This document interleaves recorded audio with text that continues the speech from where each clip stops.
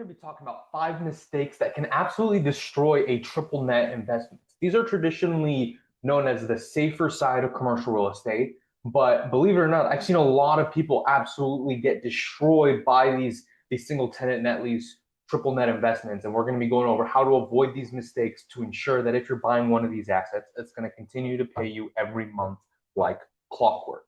For those of you who don't know who I am, my name is Matthew Masood. I'm a commercial real estate investor based out of Southern California, and I buy commercial property all over the country. So let's talk about these triple net investments. So this is the first mistake. The first mistake is assuming that the tenant will never leave. Oh, it's Starbucks. Oh, it's Home Depot. It's CVS. Tenant's never going to go anywhere. The tenant is likely to never go anywhere, but you need to consider the situation if the tenant does leave. So if 10 years remaining on the lease doesn't necessarily mean you're going to be able to collect 10 years worth of rent. Okay, let's talk about some real situations. Store closures happen. Talk to any of your buddies that own a Walgreens. Best case scenario, the tenant stayed, but the cap rate went up, means the building's worth less. Worst case scenario, the tenant left. Corporate restructuring. Can't tell you how many times, a big operator says, I don't want to operate anymore in this city. Maybe they're not getting enough sales. Bankruptcies happen. You need to remember that these leases are not secured. In many cases, they're not secured by the franchisor. They're secured by the franchisee. Meaning that if you're buying a Taco Bell in North Dakota, okay, Taco Bell is probably not the one that signed that lease. There's a franchisee that might have 2 Taco Bells or 4 or 7 or 200. You don't know how many. You have to figure out how many Taco Bells they have to see whether or not they can weather a storm. So that operator might go bust, even though Taco Bell as a whole will be okay. That operator himself, maybe he goes through a divorce, maybe whatever, he goes through a bankruptcy, has another business that fails, and he has to close down his store. So, and the real estate also needs to work after that. And we'll touch on that in more detail in a moment. But the reality is that tenants do leave, they do relocate, and they do fail. Just because a lease has 10 years left, it doesn't mean the lease is going to last forever. And that brings us to the next point, that you need to know what the space will lease for if the tenant leaves. Obviously, you want to buy a triple net lease with plenty of years left on it, but you want to know what is worst case scenario. If the tenant does leave, you need to be able to underwrite the building without the current tenant. So the current lease might have a national brand, might be great rent, a lot of term left, it's predictable, but if the tenant goes vacant, bankruptcy, dark, whatever the situation is with the tenant, you need to know what is market rent. How am I going to be able to pay leasing commissions and tenant improvements? If you get another national tenant in there, they're probably going to require a check from you to help them build out the space. What's carrying costs?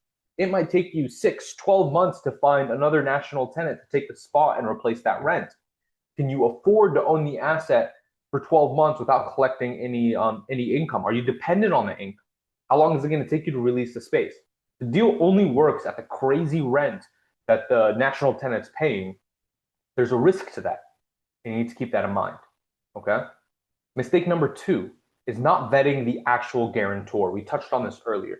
Just because a store is a Taco Bell does not mean that Taco Bell is the one signing that lease. So the logo on the building doesn't mean the company's guaranteeing it. Many people will only buy triple net buildings if there's a corporate guarantee on it, or the franchisee is big enough. In many cases, when I look at these triple net buildings for clients and the franchisee has 250 Taco Bells or 250 single tenant net leases that they're operating, it makes the operator feel a lot better versus 6. Someone only has 6 and they're all in this tiny little cluster in the country. If that part of the country sees an economic depression, or that operator, like I mentioned earlier, has a divorce or another business of theirs fails, they might have to close down their location. That's something to keep in mind. You need to do a deep dive on the actual guarantor of the lease, okay? In most cases, you're going to see an entity level guarantee, which is going to mean the franchisor has filed an LLC for all the stores that they own, and that LLC is what's guaranteeing it. You also want to know, is there a personal guarantee on it as well? Sometimes if the franchisor doesn't have many locations, but they have a bunch of other assets, homes, businesses, cars, all that, they can put a personal guarantee on the lease. So you need to do a deep dive on who is actually protecting your revenue, okay? Who signed, not just what's on the sign. Which entity is guaranteeing it? Is there a corporate guarantee? Is there a parent guarantee? You may want to see their financials. There's nothing wrong with asking for their financials when they're under contract and try to get more information to ensure that you are likely to be able to collect that money during the lifestyle of it. So the brand credit doesn't always translate to the lease credit. I can't tell you how many people I talk to that are, let's say, 1031ing out of apartments and buying these single tenant net lease buildings. And they're like, oh, I want to buy a Taco Bell. And we find out, oh, this Taco Bell is at a 7 cap. Let's buy it. And I look at it, I'm like, this is the only location this franchisee has. So it's not as safe as a corporate location, or it's not as safe as someone that has hundreds of other locations. So the safest is a corporate parent guarantee. If you have Taco Bell themselves guaranteeing that lease, you're in pretty good shape. Taco Bell itself would have to go out of business. And then number two, you have a strong multi-unit franchisee guarantee. This is someone that has, 300 franchisee locations. Chances are you're going to be in pretty good shape. And then sometimes you have a single purpose operating entity, where I mean somebody created an LLC just to purchase and operate this single Taco Bell, for example. That is a riskier level. And obviously the riskiest level is somebody only has one location and that's their only place, and they're operating this single tenant at least just for their business. That is the highest level of risk. It's not that dissimilar from a regular tenant in a strip center. Mistake number three is over focusing on cap rate. So cap rate really is a measure of risk. The higher the cap rate, chances are the higher risk the investment is. So if you see someone comes up to me and is like, oh, I want a Starbucks at a 7 cap. I can find you a Starbucks at a 7 cap, but it's going to have 3 years left on the lease. It's going to be not a strong tenant. Typically, the better the location, the stronger the guarantor, the better the brand, the more years left on the lease, the newer the building, the lower the cap rate. So it's a balance really between the strength of the tenant, the likelihood you're going to keep receiving that rent checks over the next several years versus the cap rate. Now, different people want different things. Let's say you find a really good building in a really good location, but there's only 2 years left on the lease, but you can re-rent it. You're okay with taking on a little more risk and some downtime in order to re-rent it. You can go ahead and buy the building. Some people on the other end, maybe they're reaching the end of their career, maybe they're high-earning working professionals that really don't have the capacity and don't have the time or energy or want to manage this building. They're fine with a 4-cap Chick-fil-A new build with 25 years left on the lease, corporate guarantee. So it really depends on what your situation is. So you want a balance of the income, the tenant security, the resale value, and the cap rate, the return. So it's a balance. It is not like better cap rate's always better. That's just not true, and that is a mistake that novice single tenant net lease investors make all the time. So what is behind the high cap rate? So lower risk, which will also likely mean lower cap rate. They tend to have stronger guarantees, longer term leases, better locations, better rent, or at the very least market rent, and it's a flexible building. In many cases, you can release that building for another use. It's not a very particular building for that specific use. Higher cap rate will be a higher risk deal. It's got a weaker guarantor, less term left on the lease, smaller market. They're paying way too much for the building, and the building is very specialized for that tenant. Those are going to be higher risk, higher return deals. Mistake number 4 is ignoring the rent increase schedule. Okay, so many people don't realize that if the rent increase doesn't match inflation, you are actually losing money year over year. Even though the amount of rent you receive in your bank account might be going up by, let's say, 2% per year, but if inflation is 3% per year, what that rent can buy you in your personal life will actually start going down. So you want to make sure that the rent increase will at least match inflation. Especially flat increases, I mean, it's a no-brainer. A flat increases literally means you're losing money every year. So you want to make sure that it is matching. A lot of these single tenant at least, they like to structure the rent increases as, for example, instead of 2% per year, they'll want to do a 10% increase every 5 years. And you think those might be the same thing, but they're not.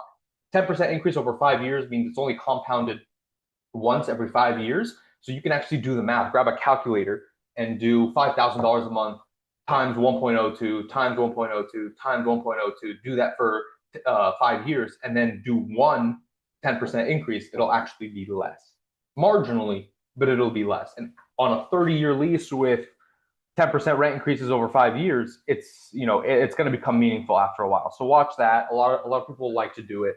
So you just have to keep in mind what this rent increase schedule looks like, and if it's something that you can live with.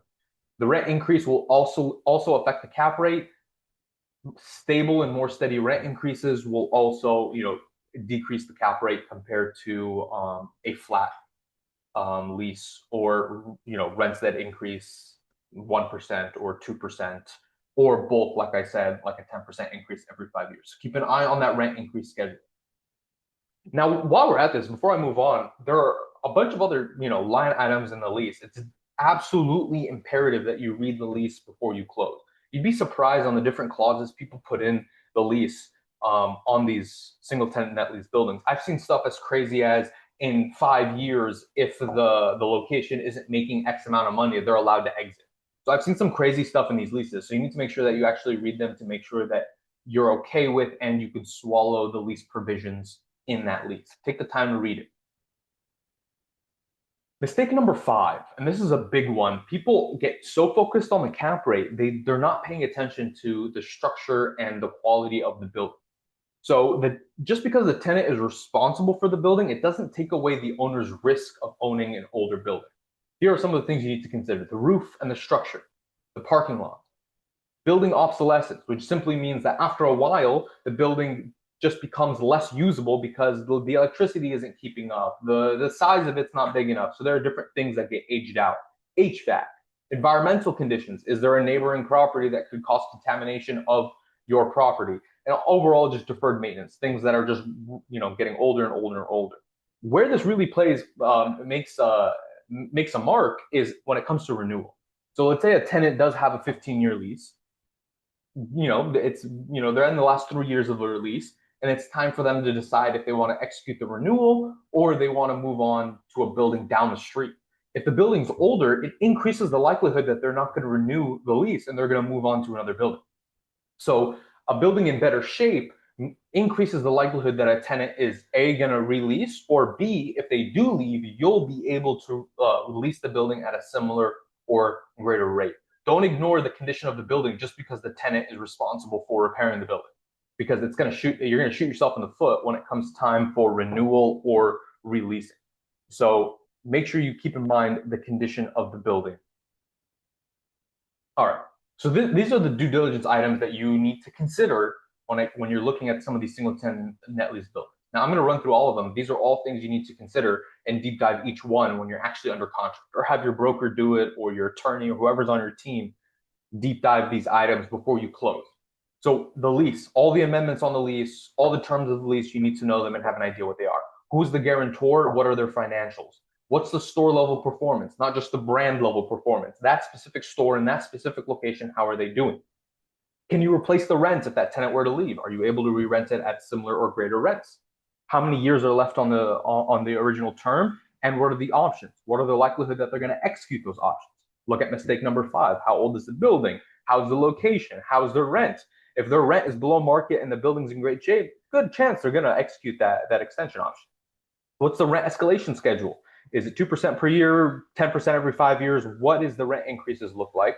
What's the condition of the building? Is there any chance of environmental contamination? I highly suggest doing a phase 1 environmental report at the very least before closing on the building.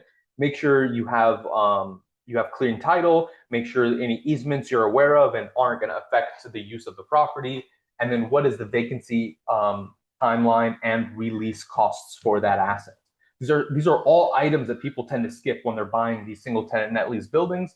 They just run through it. What's the cap rate? What's the brand? How many years are left? Put an offer in. There's so many stuff you need to deep dive. At the very least, when you're under contract, you can actually start doing your homework on some of these items. So buy the real estate, not just the rent. Check. A strong triple net investment should still make sense when you evaluate the tenants, the guarantor, the lease, the location, the building, and your ability to replace the tenant at market rent. Anyway, that was me quickly running through some of the items here that are really important when you're evaluating these single tenant net lease buildings. Just because a building is triple net doesn't mean you can forget about it, buy the building, and expect a check every month. Chances are you're going to be all right, but you need to evaluate some of these items to increase the likelihood that you're actually going to buy something that is going to continue to make money, something you can pass on to your children, it's going to continue to pay them every month. If you're looking at a specific single tenant net lease building, I'm happy to look over it with you, let you know my ideas, anything that jump out at me. You can see my phone number and my email there. Feel free to give me a ring, touch base. Will talk about the deal and see whether or not it's a good fit. I will give you my unfiltered opinion about the property. Again, I hope you guys enjoyed the video. Follow along. I'm sharing what's going on with me as I grow my real estate portfolio, buy different assets, what issues I'm running into. And yeah, like, subscribe, do all that YouTube stuff, and I will catch you guys on the next video.